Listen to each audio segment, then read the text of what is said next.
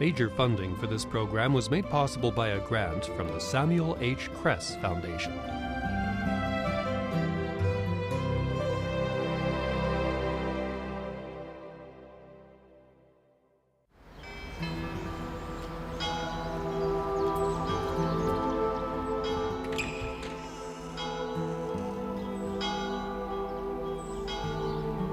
Veiled for centuries behind a curtain on the altar of a medieval church in Spain, the retablo of Ciudad Rodrigo held a history of secrets.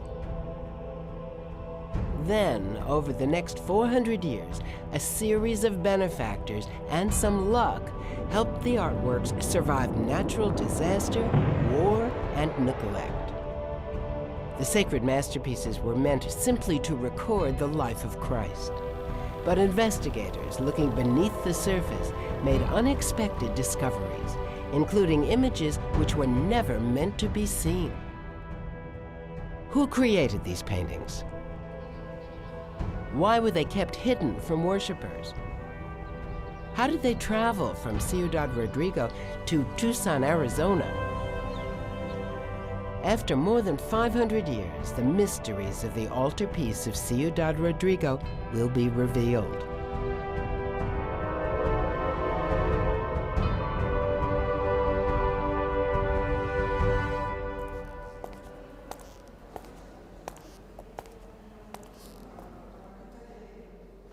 Art can be beautiful and inspirational, but it can also reveal amazing stories about the past. 500 years ago, most people could only dream of seeing these paintings. They were kept hidden in a Spanish cathedral. The paintings are called retablo. It means altarpiece in Spanish. The church commissioned the creation of this retablo to adorn the Cathedral of Ciudad Rodrigo, a small border city in the province of Salamanca, Spain. It's a beautiful city that it's just in the border with Portugal. Therefore, important, especially from a military standpoint. Also, it's very close to Salamanca, which is really known because of its university. It's a university that was one of the oldest in Europe, started in the early 13th century, and from which this city will benefit enormously, culturally, as well as with education.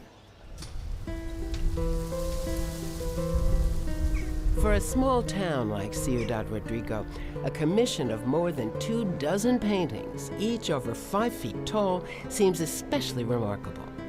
The volatile political and religious climate of that era makes this undertaking even more exceptional. The construction of the cathedral, built between the 12th and 14th centuries, coincides with the period that marked the decline and fall of Islamic rule on the Iberian Peninsula. The Reconquista started in the 11th century. Christian countries slowly pushed the Arabian forces further and further back, and by the end of the 15th century, Christian armies reached the point of complete triumph. The Catholic Church really holds on very firmly to its power.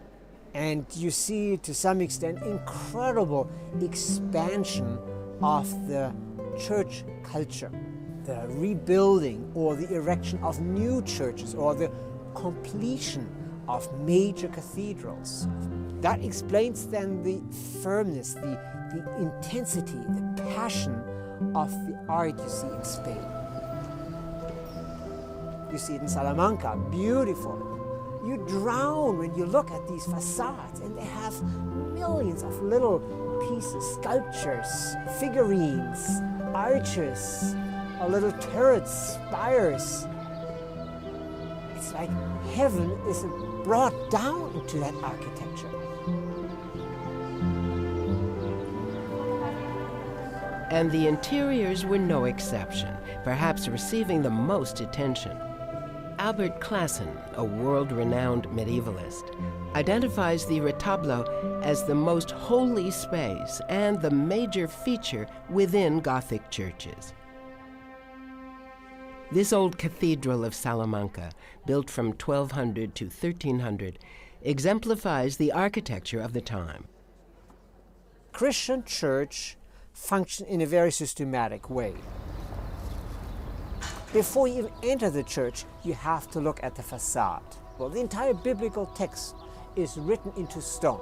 So you as the viewer first should study that book. Enter the church, you need to shed your sins. So what do? So you go to a confessional, and then you move further in and you approach the altar space. Ironically, in the Middle Ages and well beyond, the most devout worshippers, the common people, had no access to the holiest space and the paintings that adorned it. You have to keep in mind that until the end of the Second Vatican Council in 1964, not in the Middle Ages, 1964, the altar space was basically completely covered, and no one saw the altar space or the choir. Laity, you and me, were apart. We were outside. We didn't see the altar. That was the holiest space. And behind the altar, there is then the retablo.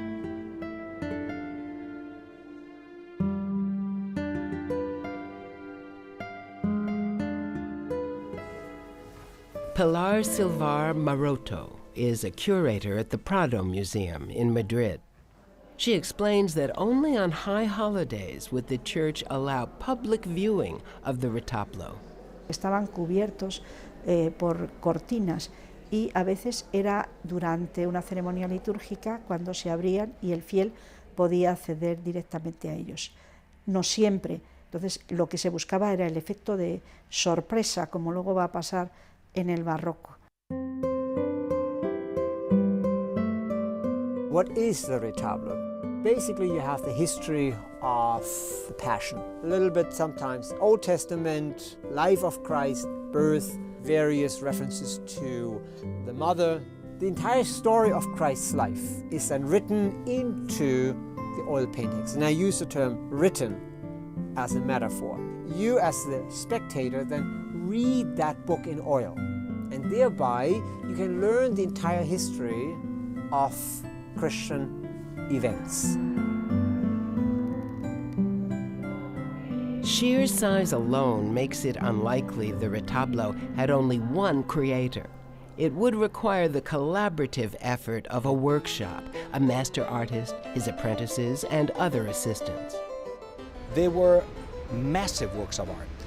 It was a combination of architecture, of paintings, of guilds of every sort and kind. So we had technicians who were mixing paint, and there were carpenters involved in preparing the pine panels, and cabinet makers who carved all of the frame essentially for this wonderful altarpiece of 40 or 50 panels that went, 3 stories up into the air. Keeping in mind how valuable these paintings are, and at that time also were. These were not any kind of street painters who just quickly did something. These were the best, these were the finest artists. And one of those sought-after artists, Fernando Gallego, is believed to have created the retablo. The evidence points to one surviving document in Ciudad Rodrigo that refers to a Fernando de Salamanca in connection with decorating the church in 1493 and 1494. And art historians think that Fernando de Salamanca is actually Gallego.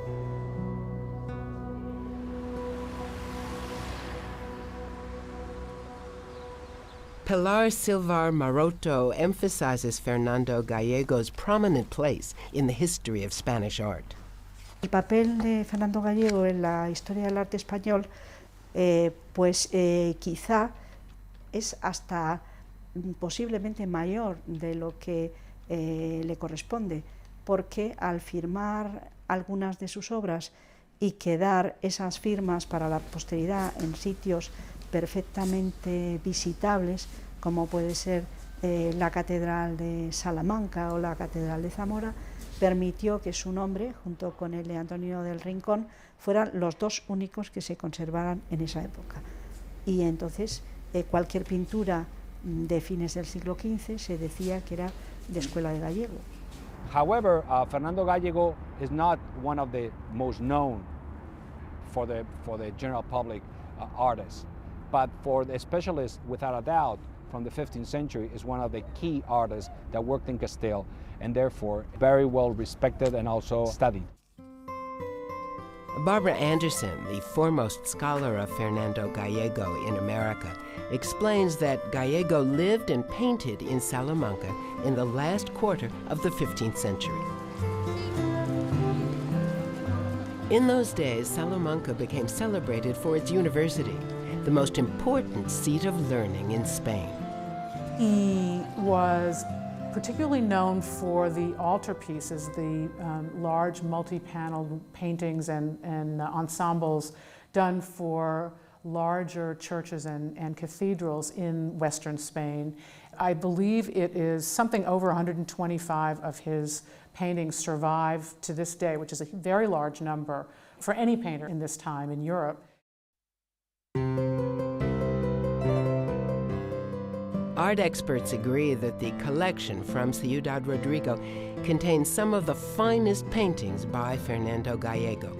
However, many suspect Gallego did not work as a solo master. In fact, there was another name mentioned in the church decoration.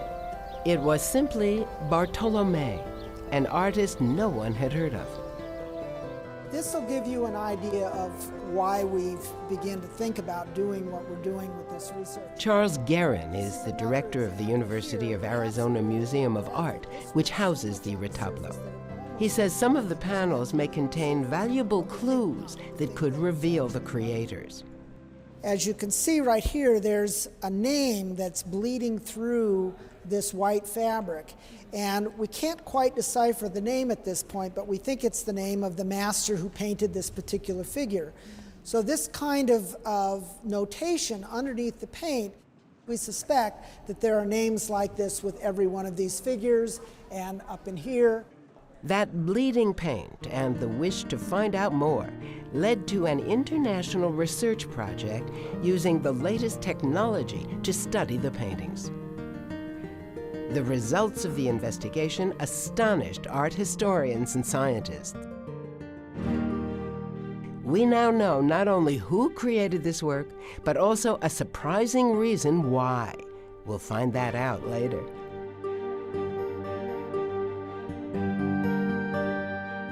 As beautiful as these paintings are, the life of the altarpiece is equally intriguing.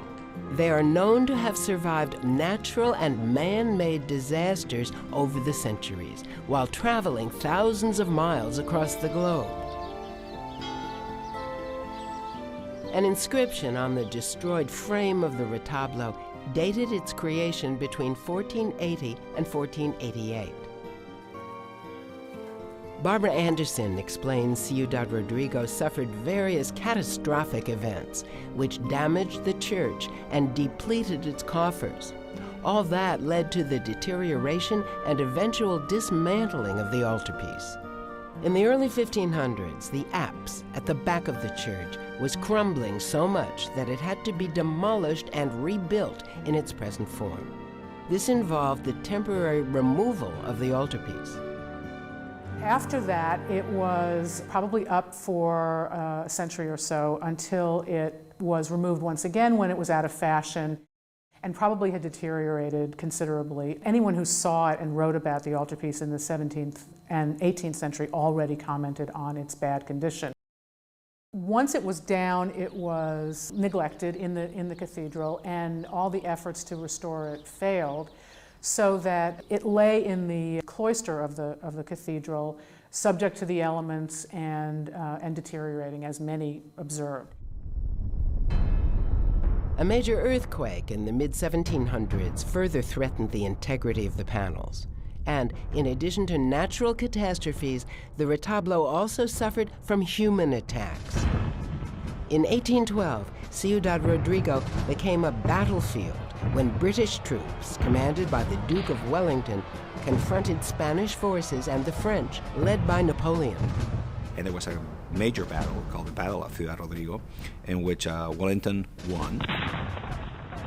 But one of his cannonballs left a hole in one of our panels here.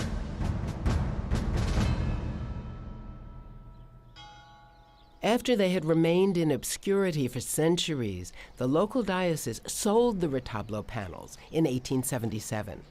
This set in motion nearly 100 years of uncertainty about their final destination.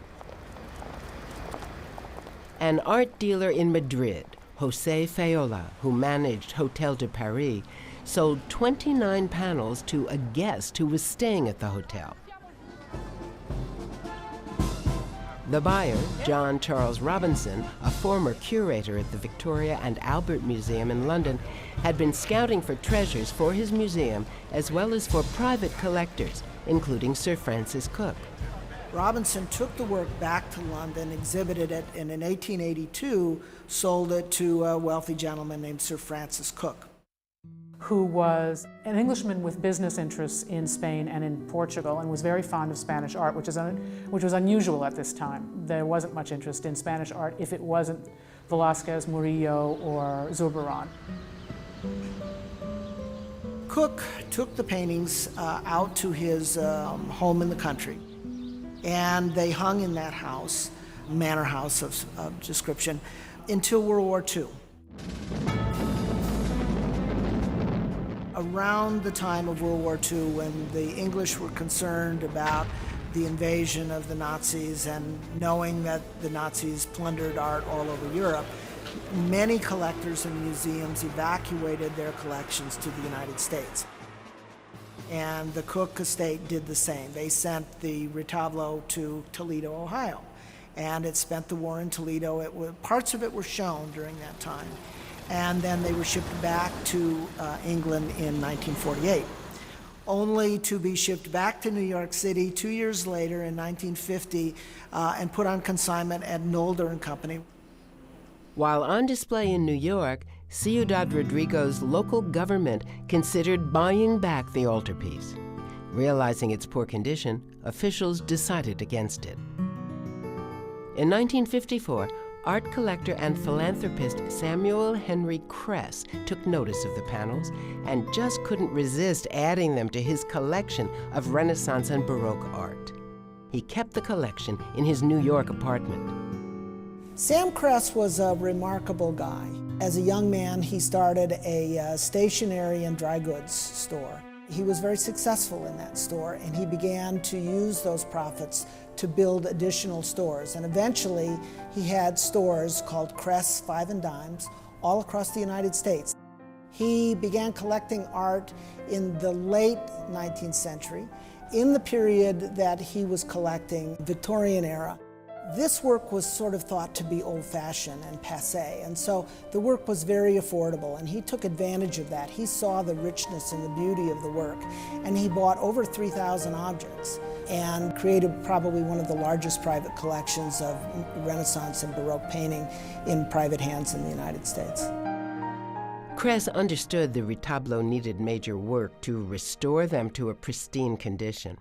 He hired one of the best restorers of the day, Mario Modestini. He was from Italy. He had worked first in his father's studio. He was a very skilled restorer, was responsible for restoring the altarpiece over a period of about 5 years. And actually they changed the color in the final painting. Claire Barry, the chief conservator at the Kimball Museum in Fort Worth, Texas, says Modestini had a huge task ahead of him. The panels themselves were warping and separating. There was a lot of flaking of paint, particularly along the seams, the joins. And so Mario's first task was to stabilize the paint layer and the panels themselves. And so a treatment included a major structural treatment in which the panels were in fact thinned down and the backs were stabilized with the addition of a cradle. And a cradle is a system of fixed vertical and sliding horizontal strips of wood intended to allow for some movement in the panel but to stabilize the panel and to keep it in plane. The panels are probably in better condition than most people assume because most of the flake losses have occurred in secondary areas or along the seams. There may be some areas of toning as well, but there isn't any kind of large-scale overpainting of the panels. They were very respectful of the paintings.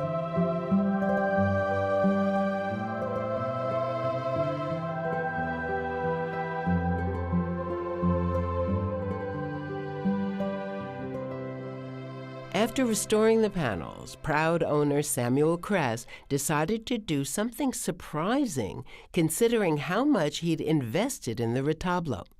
Kress had assembled an exquisite collection only to turn around and give it all away. That decision would have a profound impact on a small southwestern city in the Arizona desert. The retablo would make a cross-country trek to the University of Arizona in Tucson, which would eventually lead to the welcome creation of an art museum. In 1941, he gave the majority of those collections of Renaissance and Baroque painting to the United States of America, which was one of the major contributions to what we now call the National Gallery of Art. At the same time, he gave smaller numbers, sometimes as many as 2 or 3 paintings, to small museums in each of those communities. We in Tucson received the largest gift outside of the National Gallery of 60 works. But why send the retablo to such a distant place, which so few people in his metropolitan city had ever heard of? Samuel Kress's brother visited Tucson many times over the years and got to know the community. He also met President Harville, the president of the university at the time. It was they who struck up the deal to donate the works if the university would agree to build a museum, which it did. And so the museum that we're in right today was created as a result of Kress's gift. After centuries of strife, neglect, and upheaval, the retablo of Ciudad Rodrigo finally found a permanent home, or so it appears. But that would change. In 2003, the curator of the Meadows Museum in Dallas happened to visit Tucson for an unrelated event. Little did Marc Roglan suspect this art museum, so far from Spain, would renew such a deep connection to the land of his birth. Marc Roglan came to visit us to discuss the possibility of lending their first edition series of Francisco Goya's prints. I entered the museum, I went to the second floor, stepped into this gallery that was filled with all these panels that were painted in the 15th century by Fernando Gallego His Workshop. I could not believe that they were there. I could not believe that there were so many. I could not believe that they were in such great condition. So I just sat down and I really just tried to filter out this beauty, that was in front of my eyes.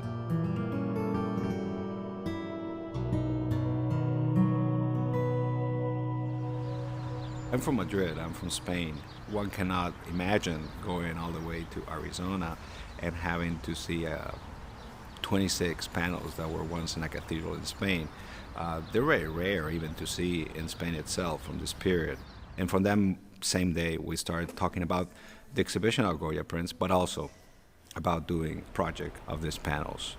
For the next 5 years, art historians, conservators, and scientists studied the retablo, employing the most modern technology: X-radiography, infrared, reflectograms, ultraviolet light, and medium analysis. The international research project ultimately led to a revision of the history of these paintings. What we're trying to do is understand these works. We're trying to understand them from an aesthetic point of view, from a cultural point of view, from a religious point of view, and from a technical point of view. So the more that we learn about the technical side and how they were actually painted and created in the studio, it will tell us a lot more about the art historical importance. It will help us to identify the artists that actually did the various things, because we know the master was Gallego, but we don't know that much about the secondary masters and the apprentices that were in the studio. So through this, we'll be able to identify differences in style and be able to attribute various aspects of each painting to different artists. And we may even gain the knowledge of their names. Some of the names we know, many of the names we don't know. And so the retablo, hanging at the museum for 50 years, was about to embark on yet another journey. This time, the artwork traveled east to the conservation lab at the Kimball Art Museum in Fort Worth, Texas. Moving a priceless piece of art always comes with complications, but this move posed extraordinary challenges. Panel art is very difficult because of the fact that it's made out of wood. So things such as temperature and humidity affect the panel and cause them to warp. When the wood warps, paint pops off. You can't go from dry Tucson to Dallas in less than 24 hours by truck without that expansion and contraction of the wood. So we had to make sure that the crates were basically a microclimate. Experts needed more than a year just to design and build the crates. They also removed the frames to make the road trip to Dallas easier and safer. To reduce the risk of losing or damaging the priceless cargo, 2 separate trucks traveled non-stop on a journey of more than 900 miles.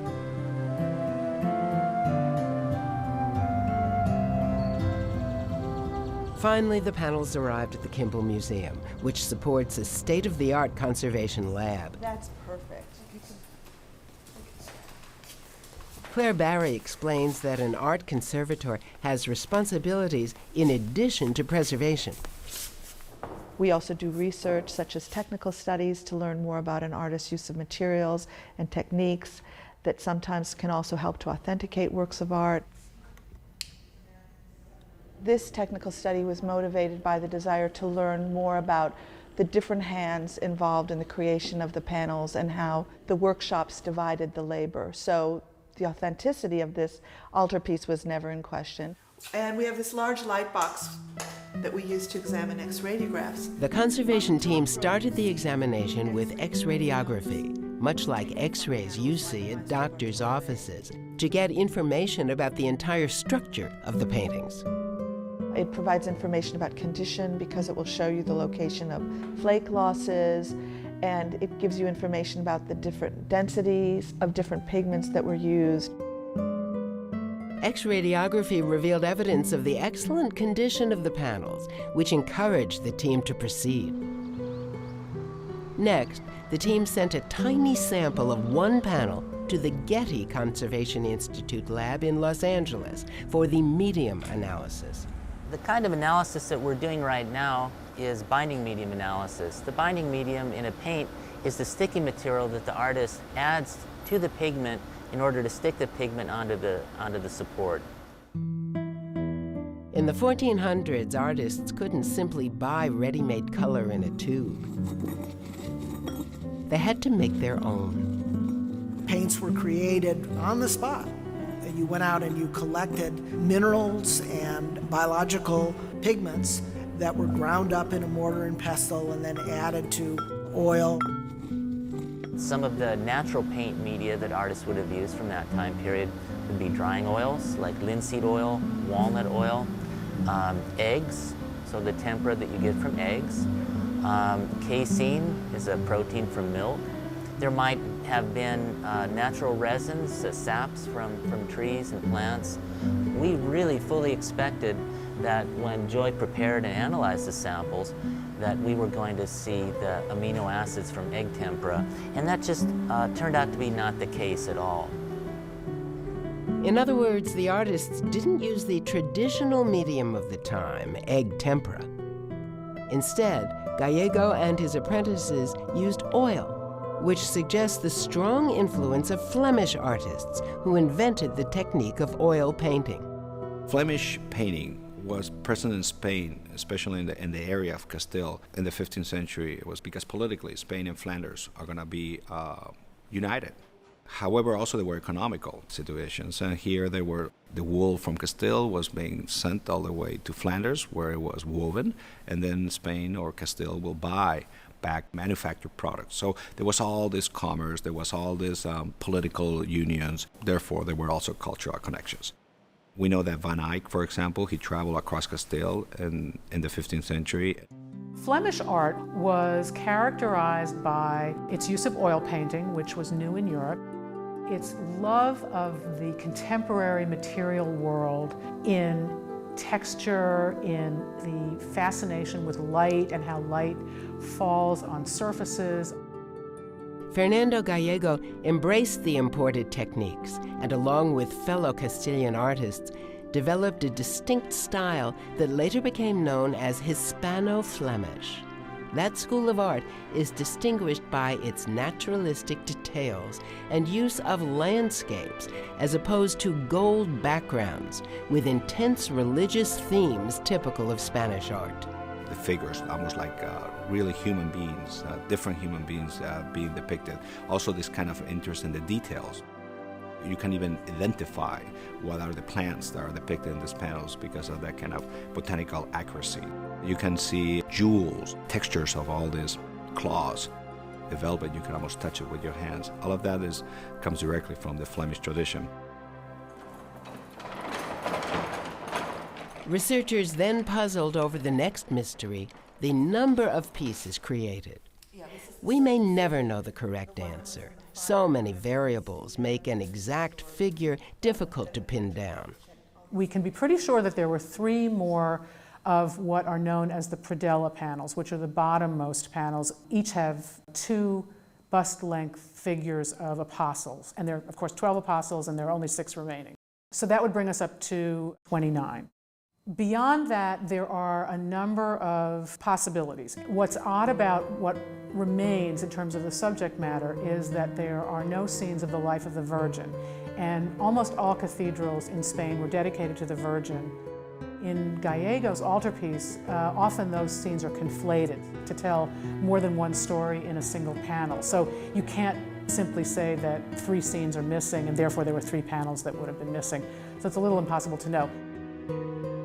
Once the team reached that conclusion, they began meticulous observations of these stylistic differences in the paintings. They wanted to determine the creator of each individual panel. Besides Fernando Gallego, 2 names surfaced as possible collaborators: Francisco Gallego and Maestro Bartolome.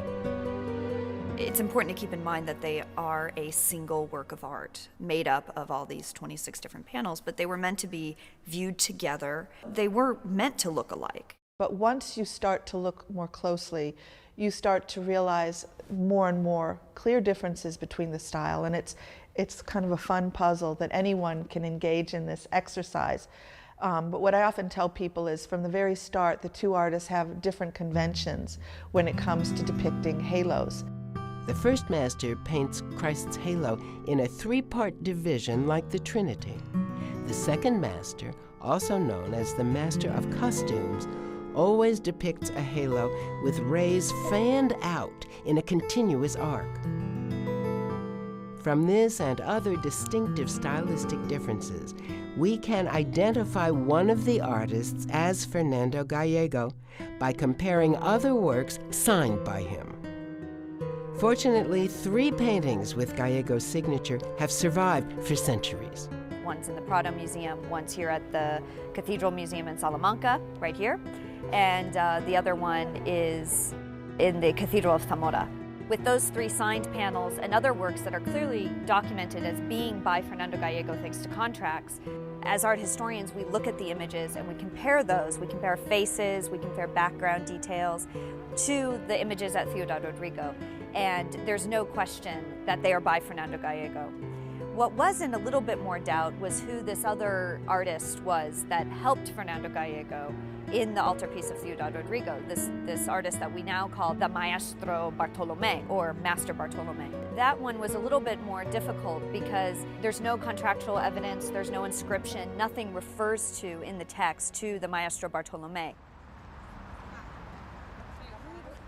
But there is a panel in the Prado Museum that signed Bartolomeos, the Latin version of the Spanish name Bartolome. That panel, which is just a Virgin and Child, we were able to compare that image of the facial features, say, of the Virgin to also female figures and faces and things like that in the Altarpiece of Ciudad Rodrigo and also the altarpiece in the Church of Santa Maria in Trujillo.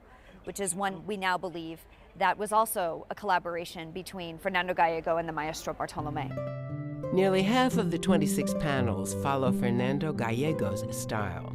The rest suggest the touch of Maestro Bartolome. Bartolome loves elaborate architectural settings, he loves jewels, and he loves elaborate costumes. Sometimes he invented costumes, whereas Gallego preferred simpler backdrops, more like stage sets. And he always depicted costumes that were accurate depictions of contemporary dress. So those are some big differences. Bartolome was incredibly skilled at manipulating oil paint for decorative effects.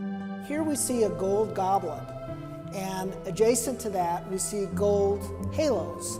The halos are actually real gold. This, which looks identical to us, is actually paint.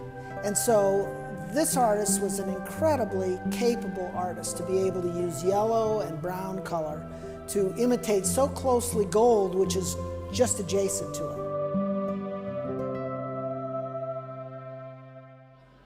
You can almost tell he's got a great eye for fashion. You know, he's painting all these little itty-bitty details of pearls. So you'll see the reflection he's painting on pearls, or individual, I mean, he must have had a brush with, 4 hairs in it or something to paint these little itty-bitty dots for the fringe on a wrap. I'm convinced he had a great sense of humor. One of the characters in The Resurrection who's fallen asleep, one of the guards, he's not just kind of asleep, he's really asleep. There's 5 huge drops of drool hanging out of his mouth. So, you get a sense that these guys had senses of humor. Yet the painting's underdrawings confirmed the art historian's theory of authorship. Underdrawings remain almost invisible to the eye. An infrared camera can penetrate the surface of the paint, revealing a drawing or sketch on canvas that guided the application of color. Professor Charles Falco, a leading optical scientist, recently modified a commercial digital camera to work in infrared. He explains the technology behind capturing high-resolution images of the invisible for the human eye. Most paintings started with either a wood or a canvas background. First, the artist would apply a white gesso covering to them. Then they apply the pigments, illustrated here by black, blue, green, and red. We shine light on them. The reason why a black pigment is black is nothing is reflected backwards. It absorbs everything. We take the blue. The reason why it looks blue is it reflects back the blue. Everything else is absorbed. Similarly for the green and red, some of the infrared actually penetrates all the way to the white gesso and reflects back to the camera. So let's see what an infrared reflectogram of this looks like. We see there are lines that are revealed, very straight lines, and if we trace those lines, they go to a very sharp vanishing point. This tells us that this artist constructed that pedestal using the laws of geometrical perspective. And so it's an insight into the artistic practice of this artist 500 years ago. The most important element of this research has been the infrared photography that we've done. The drawing becomes the fingerprint of the artist, and through that drawing we can identify subtle differences between one artist and another artist. Thanks to the study at the Kimball Museum and other studies at the Prado Museum, and also the study of the Altarpiece of Trujillo, those underdrawings confirmed what we learned from the painting and really solidified not only that these were by Fernando Gallego and by the Maestro Bartolome, but a little bit about their working process as well. There were a lot of obvious things that came to light. One is that Gallego made consistent use of color notes in his underdrawings. These could have served a variety of purposes, we were not absolutely sure, but they seemed to be notes intended for another member of the workshop who helped him in painting the draperies or costume details, because the color notes consistently appear in areas of drapery or costume details. They never appear in the background or in the flesh tones. We found absolutely no color notes in any of the panels by Bartolome. The style of their underdrawing was also different. For example, in Gallego's work, all of his drawing is very finely rendered. We see a full level of rendering and shading in his work. His trees, for example, have a full rounded notion, whereas Bartolome, for example, would only put a few scribbles up there to indicate, I want a tree there. Bartolome quoted much more liberally from print sources, and when he was quoting passages from a print source, say a Schongauer print, you see less underdrawing in those panels because he had a print in front of him. Maybe it wasn't necessary to create quite such an elaborate underdrawing. So you see more variation in the underdrawings of the Bartolome panels. The underdrawing study of the panel The Last Judgment also revealed the identity of the third artist, Francisco Gallego. One of the reasons why the Meadows and why Mark was interested in this project is not only because these are great works of art, but there's a panel in the Meadows collection as well. It was actually purchased in the 60s as a Fernando Gallego, and then very soon after that, debate began if it was Fernando Gallego or Francisco Gallego. Francisco Gallego is a younger, possibly relative, but younger colleague of Fernando's. He's known partly through contracts and through extant works that are all in Spain. And we started looking at the Ciudad Rodrigo altarpiece too, and we found a couple of figures in the Last Judgment panel that are very clearly Francisco Gallego. Francisco Gallego had a great way of painting these sort of bulbous eyes with large bags under them and upturned noses. The underdrawing was sort of the final bit of evidence that convinced us 100% this is a Francisco Gallego. Fernando's underdrawing is very elegant and detailed. He uses a lot of parallel hatching to indicate shadows and volume. Francisco Gallego's underdrawing is this very sort of thick, choppy drawing that is really mainly used for contours. So he doesn't do a lot of shading, he doesn't do hardly any hatching at all, and it looks very, very different. So you definitely get a sense that Francisco was not trained as a draftsman the way that Fernando was, and you really see how very different they are. Can you sharpen the focus a little bit too? The underdrawings also uncovered many compositional changes in the panel, giving researchers a glimpse of what the artist may have been intending when composing the work. We would be excited whenever we would see a major evidence of change between the initial composition and the final painting, and those changes are called pentimenti. As we were seeing these underdrawings for the first time, little things like the elimination of a plant in the foreground, which can seem like a minor refinement. We saw that in the Agony in the Garden by Gallego. But when you consider that the plant was most likely a lily plant, which had iconographic significance, you realize that some of these changes had greater significance than might first meet the eye. Or the elimination of the Magdalene's jar from one of the Passion panels. The loaf of bread that you see on the table of the Last Supper by the Maestro Bartolome was first drawn in the shape of a Spanish loaf of bread called a rosco. It's like an oval loaf of bread, and you wonder, was this a joke? Or did the artist draw that, and did someone come along and say, you know, that really needs to be unleavened bread, you need to change it? Creation of Eve by Maestro Bartolome contains curious pentimenti that indicate the painter's own artistic influences. We realized that there was a major change in the depiction of Eve. First, she had been drawn as a kneeling figure with her hands folded in prayer, and then she had been converted to a figure that was more in a standing upright position, shifted downwards, and she was actually shown coming directly out of Adam's rib. So it was not only a compositional change, but it was a change that had some iconographic significance. I think Barbara Anderson had already suggested that Bartolome was inspired by images in the Liber Chronicorum, but it was later when we had the chance to go and look at the Liber that we could see directly the woodcut print that inspired Bartolome's composition and see that he was directly copying that image, even the style of the underdrawing. Today, copyright issues would present problems, but in the 1400s, artists felt flattered to have others copy their works. Maestro Bartolome took inspiration from popular publications of the time, including the Liber Chronicorum, the Nuremberg Chronicle, a bestseller in the 15th century, written in Latin by Hartmann Schedel, a German doctor. Schedel was also a writer, historian, traveler, and so forth, and he created then the World Chronicle, which became the biggest book production of the entire world at that time, and has remained probably one of the biggest books ever. It was also extremely expensive. It is a world chronicle, a chronicle telling us the entire history of mankind, from Adam and Eve, expulsion from paradise, until the late 15th century. We have no reference to America.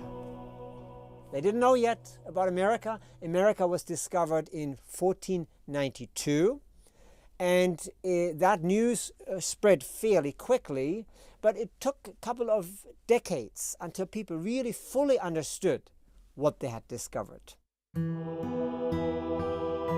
Look closely, and you may notice one panel looks very different from the rest.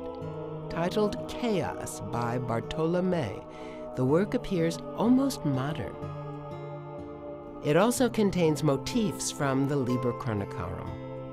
Bartolomé represents a standing figure in an almond-shaped mandorla. This is probably a reference to Plato, which is referred to in the text of Liber Chronicarum. The Liber Chronicarum also uses letters that Bartolomé picked up in chaos. There is an H in the chaos, which is actually not part of the Spanish 15th century spelling of that word. And then finally, the angels are related to the Liber Chronicarum as well, because he has taken these bust-length angels and their signs and composed them very similarly to the way you'll see them in the Liber Chronicarum. And they also look very much like those angels, with very springy curly hair and headbands. From this examination, one interesting fact emerged. According to archives, artists completed the panels in 1488, but the Nuremberg Chronicle had its first printing in 1493. Clearly, artists added this panel later. The research showed that many additions would follow. It can't be a coincidence, and they could not have been based on a similar source because they are simply too closely tied. All of these panels convey one common theme: the advent of apocalypse. The temptation is a scene in which Christ is tempted and survives these temptations, and it is part of a series that leads us to the apocalypse and the last judgment, which probably also was added somewhat later than the 1480 date. The creation scenes are part of the sweep from beginning to end. The apocalypse, which would have been closest tied to the millennium, are the last things. This is called eschatology. But you can't have the last things without the first things. So all apocalyptic visions had the creation as well as the end of the world. This led researchers to ask the obvious question, why would anyone add to the panels years later? And I think we have to look at all these artworks, not just aesthetic masterpieces, which they certainly are. They are some of the most stunning artworks of their time. But I think they hide and cover up a tremendous sense of insecurity, of fear. Oh my God, things could collapse. I believe they were added later because of the social conditions in this period. This was an era of turmoil for a number of reasons. In 1492, there was the discovery of the New World. This brought on a kind of millennial fever, in part by Christopher Columbus, who was living in Salamanca before he made his trip to the New World.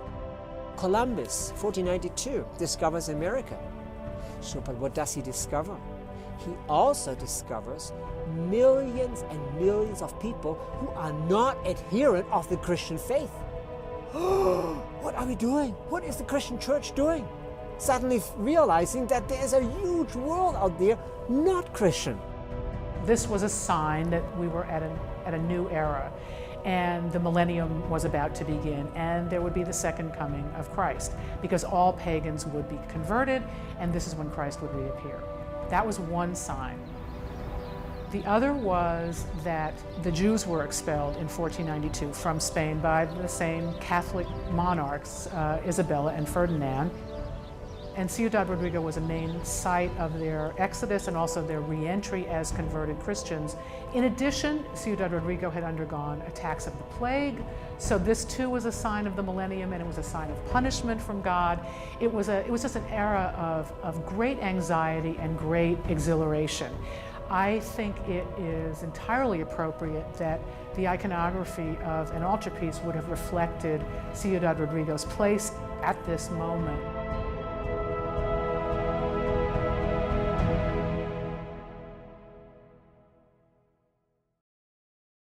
So we are facing really a desperate attempt to hold on to something.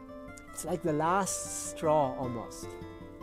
Therefore the flamboyant style, therefore the retablos, therefore these beautiful Gothic paintings. They reflect the desperate attempt to recreate one more time, to revive one more time, to hold on one more time to the wonderful world that is really vanishing.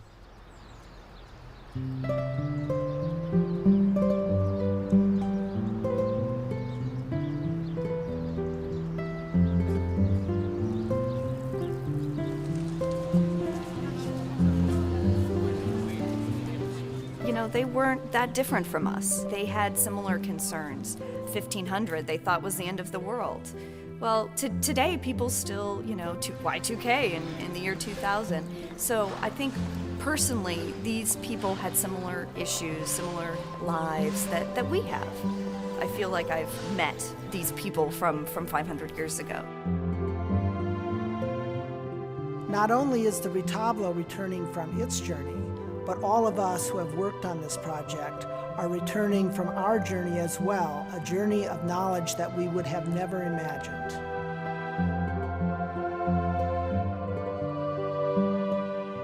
Although they depicted the apocalypse, we know these artists dreamed their work would be eternal.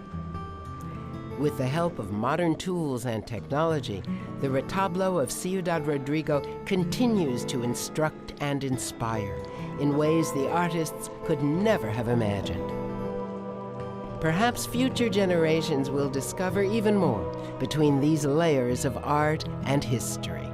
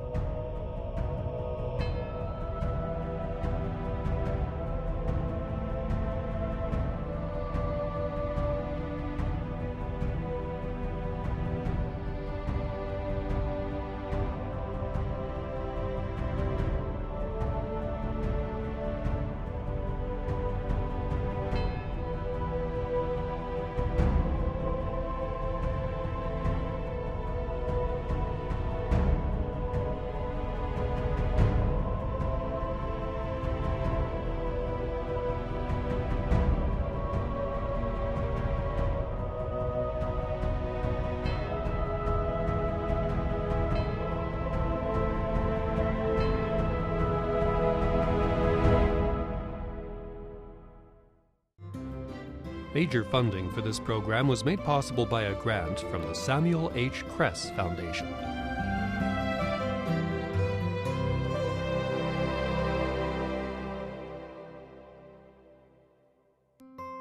To learn more about the Altarpiece of Ciudad Rodrigo, please visit Arizona Public Media on the web at originals.azpm.org/secrets.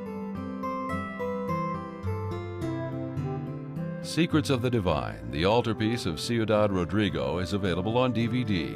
To order, visit shoppbs.org or call us at 1-800-PLAY-PBS.